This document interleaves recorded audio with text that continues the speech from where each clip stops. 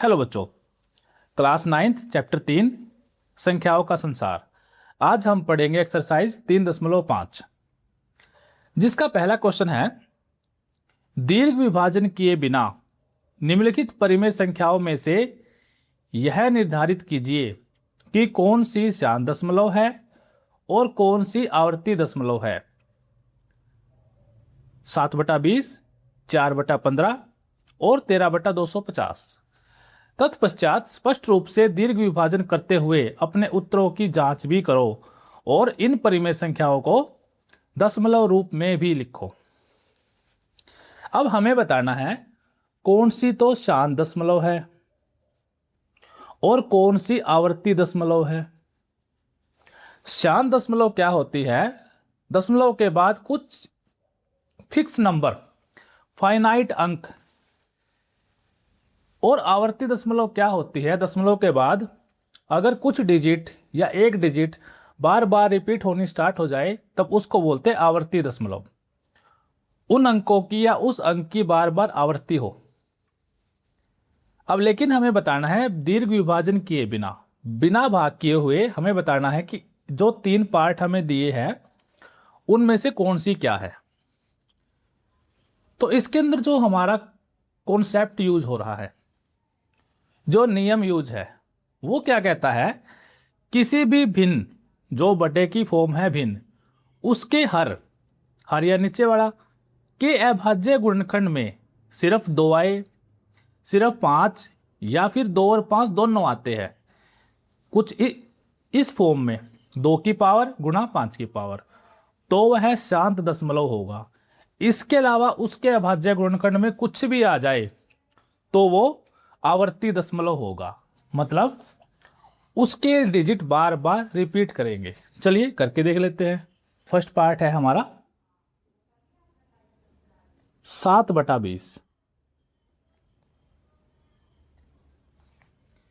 अब 7/20 में 7 है अंश और 20 है हर। 20 के करेंगे हम अभाज्य गुणनखंड।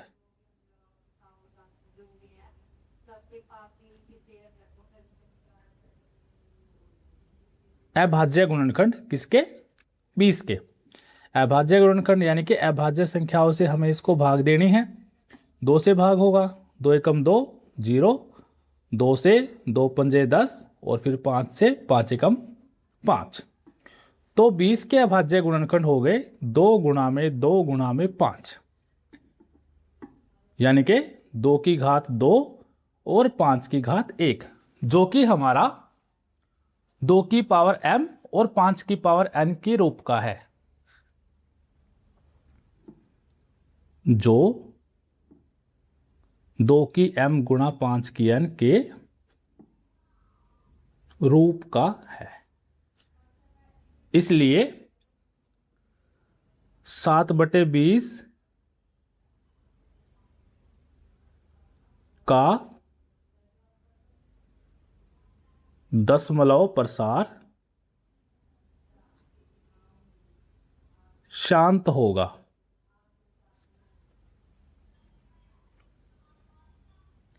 दशमलव प्रसार यानी कि जब इसको दशमलव में चेंज करेंगे।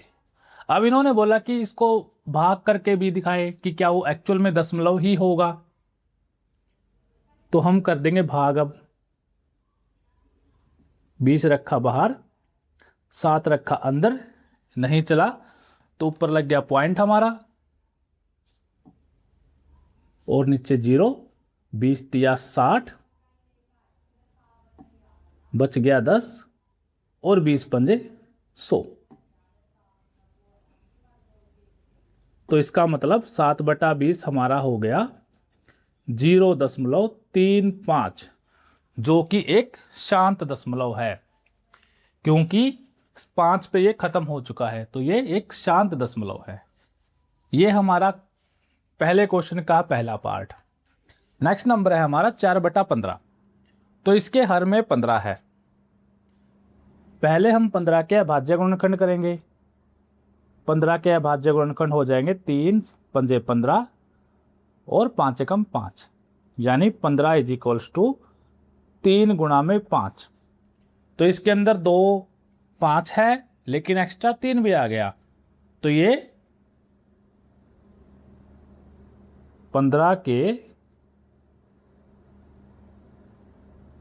अभाज्य गुणनखंड 2 की m गुणा 5 की n के रूप का नहीं है।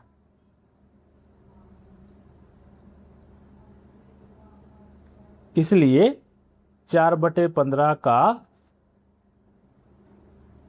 दशमलव प्रसार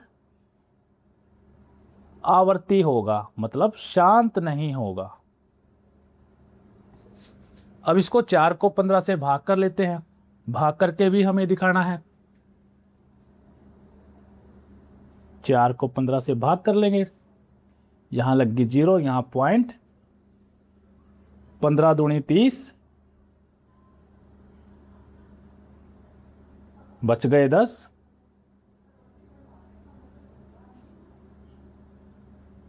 15 छीके 90, बच गए फिर से 10, फिर 15 छीके 90 और 10। ये हमारा ऐसे ही चलता रहेगा, 6 6 6, और कुछ आएगा ही नहीं।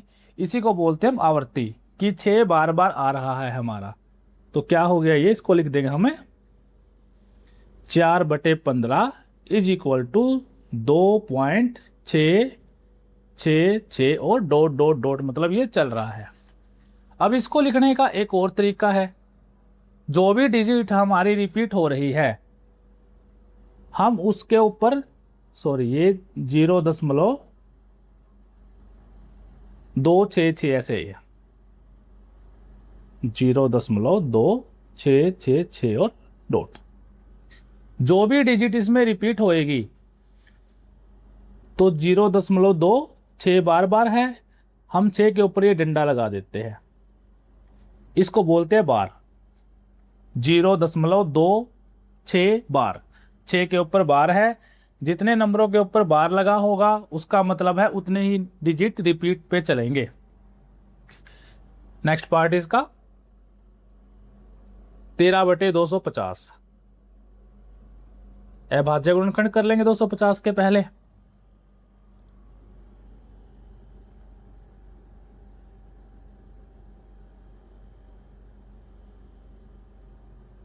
दो 250 के 2 पे चलेगा, 2 एकम 2, 2 दूनी 4 और 2 पंजे 10। अब ये 5 पे चलेगा, 5 दूनी 10, 5 पंजा 25, फिर 5 पे चलेगा, 5 पंजा 25 और 5 एकम 5। तो 250 हो गया हमारा 2 गुणा में 5 गुणा में 5 गुणा में 5, यानी कि 2 की पावर 1 गुणा में 5 की पावर 3, जो 2 की पावर m गुणा में 5 की पावर n के रूप का है। इसलिए 13/250 का दशमलव प्रसार शांत है, क्योंकि हर में गुणनखंड 2 और 5 दोनों है। अब इसको हम भाग करके दिखा देंगे, 13 को 250 से, यहां लग गई 0, यहां लग गया पॉइंट, अब भी नहीं चल रहा, एक और 0 और यहां पर भी 0। अब चलेगा ये 250, 500, 1000, 5 पे 0 और 25 पंजा 125, 1250। यहां बच गई 0, 10 में से 5 गया 5, 50 बच गया, एक और 0 उतारी, 250 दूनी 500। तो 13/250 आ गया हमारा 0.052, जो कि एक शांत दशमलव है। तो क्वेश्चन था कि पहले तो बगैर भाग के बताओ कि उसका दशमलव प्रसार कैसा होगा, फिर भाग करके भी दिखाओ कि क्या जो आपने बताया है वो सही है। तो हमने तीनों पार्ट में पहले तो गुणनखंड करके दिखाया, फिर उसके बाद भाग करके भी दिखाया हमने। क्वेश्चन नंबर 2, 1/13 के लिए दीर्घ विभाजन करो। एक अंकों के आवर्ती खंड को पहचानो। आवर्ती खंड जिस हिस्से की आवर्ती होगी जो हिस्सा बार बार आएगा। यदि आप 2/13 की गणना करते हैं तो क्या यह चक्रीय गुण को प्रदर्शित करता है? अब आप 3/13, 4/13 इत्यादि की गणना कीजिए। आपने क्या ध्यान दिया? चक्रीय संख्या, पहली बात तो चक्रीय संख्या क्या होती है? एक ऐसी संख्या जिसको जब हम 1 से 2 से 3 से 4 से ऐसे गुणा करेंगे तो आने वाला जो उत्तर होगा वही सारे अंक रहेंगे। ये हम क्वेश्चन भी पढ़ेंगे, लास्ट क्वेश्चन है इसका, वो ऐसा ही है। इसमें भी देखो कैसे। पहला काम तो हमें 1/13 के लिए दीर्घ विभाजन करना है। चलिए सॉल्यूशन।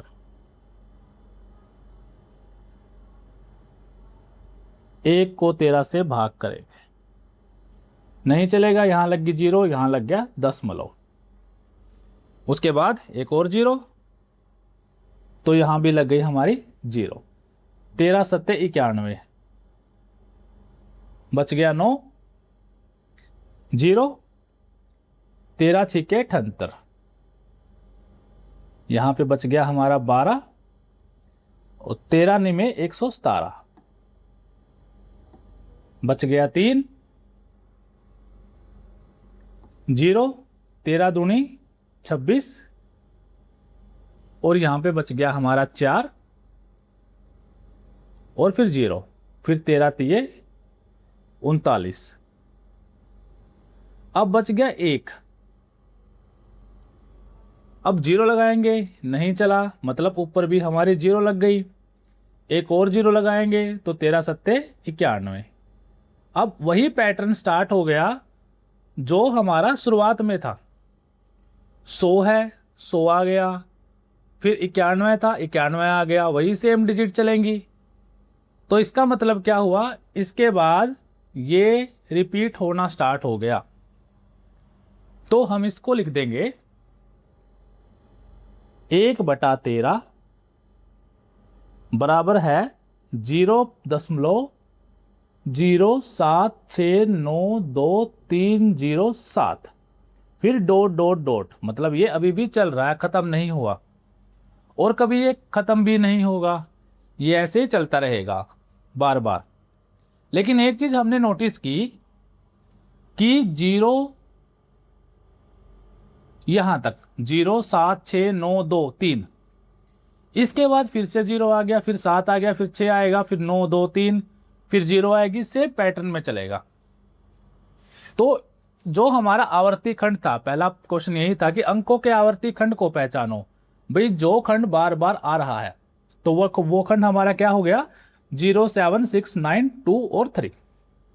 हम इस पे बार लगा सकते हैं, 0.07692 और ऊपर बार, ऊपर वाले डंडे को बार बोलती है। तो मैंने बताया था कि जो रिपीट हो रही है, बार का मतलब है सभी के ऊपर बार लगा है, मतलब सभी डिजिट बार बार रिपीट हो रहे हैं।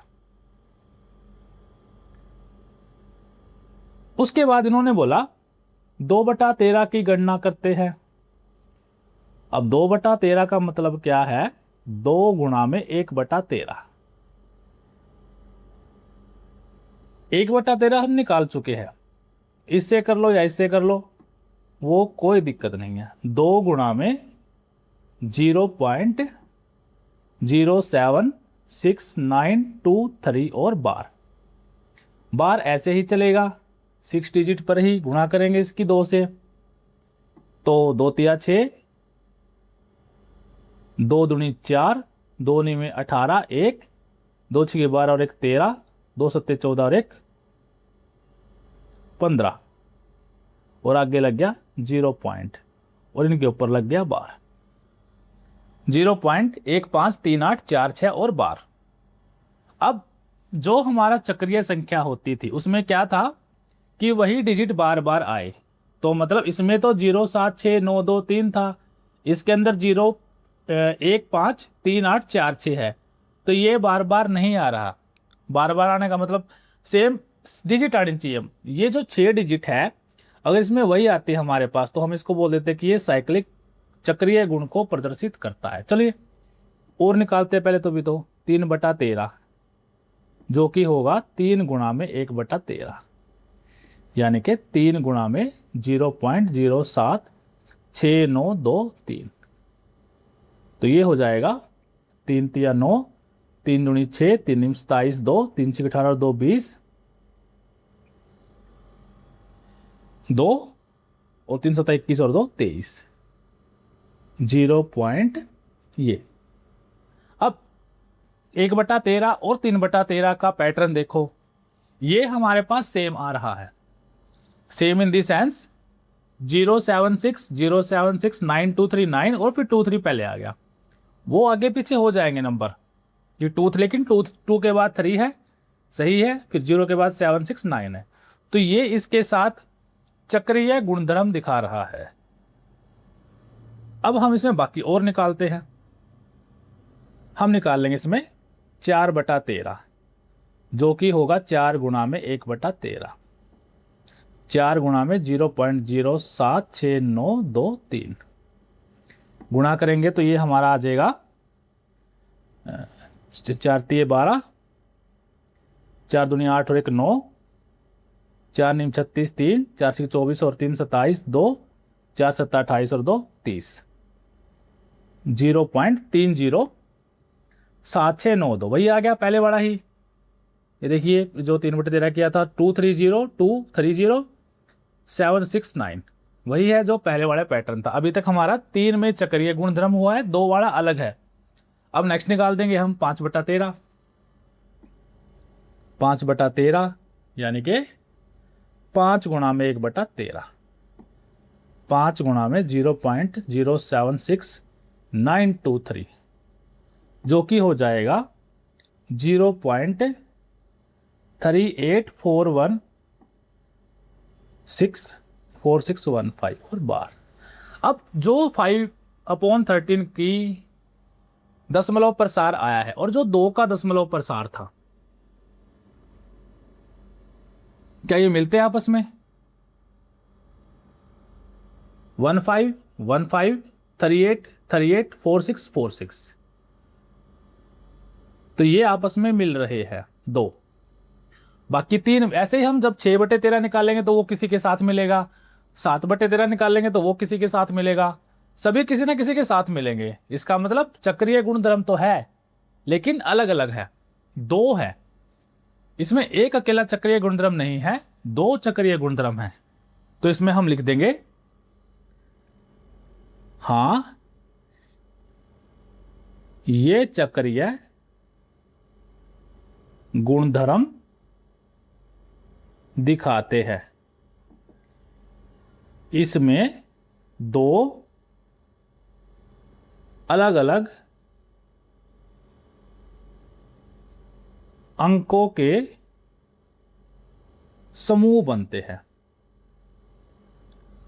तो ये हमारा क्वेश्चन कंप्लीट हो जाता है, क्वेश्चन नंबर 2।